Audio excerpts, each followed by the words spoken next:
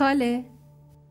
نیوشا، اگه اومدی اینجا داستان تخیلی هوری رو به هم بگی تا باور کنم بهتره بری. ولی خاله اون هوری دروغ نمیگه، داره راستشو میگه.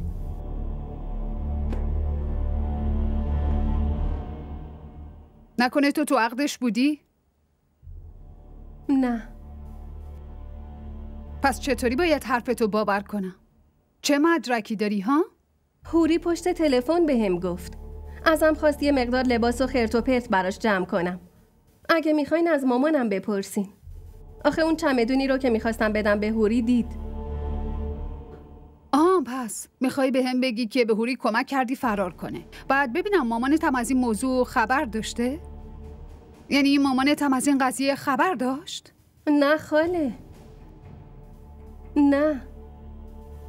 مامانم اصلا خبر نداره. تو هم روحت خبر نداره نیوشا، میدونم. من مادر هوریم. خوب میدونم که نمیتونه همچین کار گنده‌ای بکنه.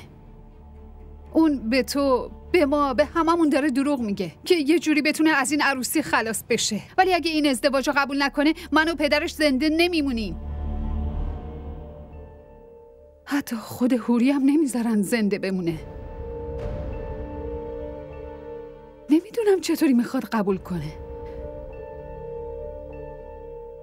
ولی شک نکن که خانواده شوهرش اونو زنده نمیذارن. اگه این برای ما حکم آبرو رو داره، برای اونا حکم غیرت رو داره. هوری گزینه دیگه ای نداره.